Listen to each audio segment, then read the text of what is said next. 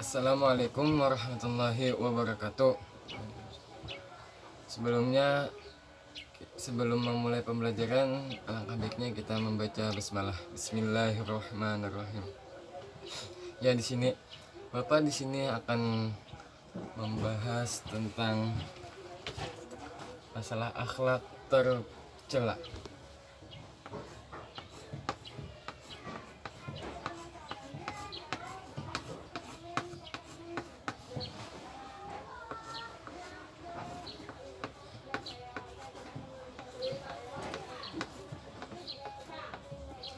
Akhlak tercela.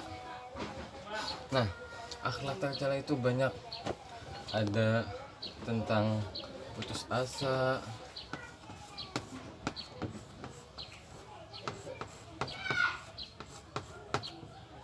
ada anania,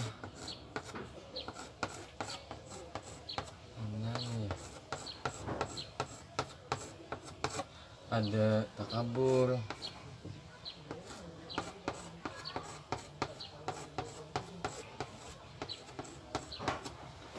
ada sombong,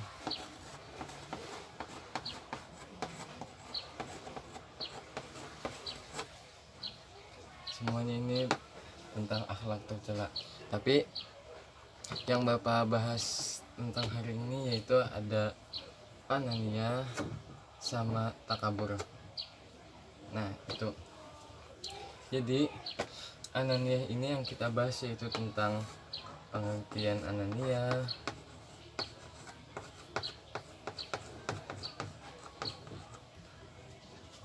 ada contohnya, dan cara menghindari perbuatan aneh.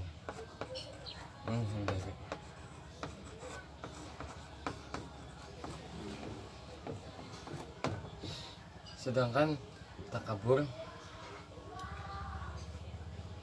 ada pengertiannya,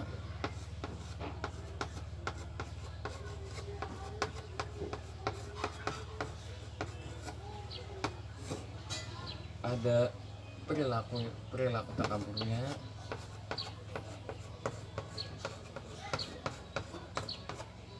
dan yang terakhir yaitu bahaya takabur. Bahaya.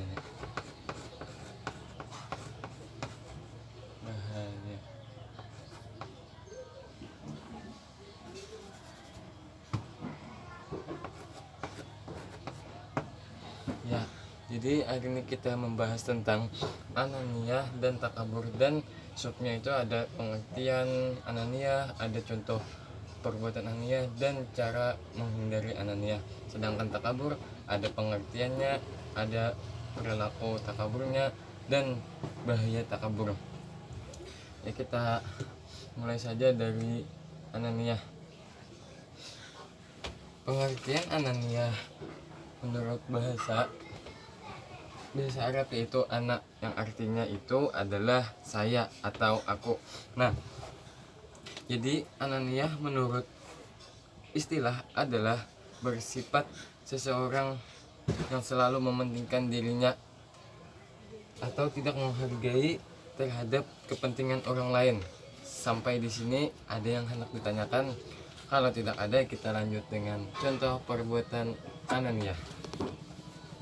Nah, kita memasuki contoh perilaku anania. Orang yang anania ini selalu memikirkan diri sendiri dan tidak memikirkan orang lain. Jadi anania ini orangnya egois, selalu mementingkan diri sendiri. Nah, sifat egois mempunyai banyak mudarat, dan orang memiliki anania ini pasti akan mendapat mudaratnya. Mudaratnya itu ada 5, yaitu dijauhi oleh Allah Subhanahu wa Ta'ala, melemahkan persatuan dan kesatuan umat, memutuskan tali persaudaraan, dan tidak mengenal dan dikenal masyarakat. Dan yang terakhir yaitu terbengkalai masalah-masalah sosial. Nah, yang seterusnya yaitu adalah cara menghindari ananiah, yaitu kita harus selalu menyadari bahwa sifat ananiah ini yaitu dibenci atau dilarang oleh Allah Subhanahu wa taala. Dan yang kedua, menyadari bahwa manusia tidak akan bisa bahwa dirinya sendiri, maksudnya itu harus ada bantuan orang lain dan kadangkala hidup serangan. Kan ananiah ini egois, selalu mementingkan diri dan tidak memikirkan orang lain. Dan yang keempat yaitu ingat bahwa apabila kita peduli terhadap orang lain.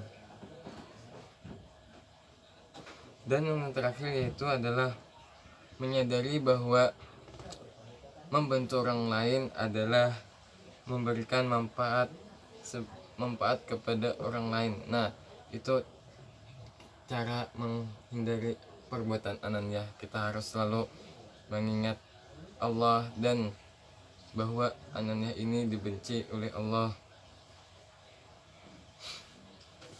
Kalau sudah paham, kita masuk dengan takabur. Ya di sini. Takabur yaitu membesarkan diri atau membanggakan diri, merasa lebih daripada yang lain. Nah, ia merasa bahwa kelebihannya itu, kelebihan yang dimilikinya adalah semata-mata karena usahanya. Nah, oleh karena itu takabur ini seringkali cenderung merendahkan orang lain. Itu adalah tidak jauh beda ananiah dengan takabur. Kalau ananiah ini lebih mementingkan diri sendiri, kalau takabur ini adalah merasa dirinya lebih daripada yang lain. Nah, itu takabur. Pengerasa akulah seberitaan yang duit, ya itu takabur. Nah, contoh itu adalah pengertiannya tadi. Kalau perilakunya yaitu bersikap takabur muncul karena perasaan bahwa dirinya tidak begitu tinggi harganya sehingga dirinya ditunjukkan agar mendapat perhatian orang lain. Nah, perilaku itu adalah kalau inya tapi dihirani oleh masyarakat, tapi dihirani di sekolah atau di kampus, dirinya akan menunjukkan bahwa inya ada inilah, supaya inya yang dibanggakan.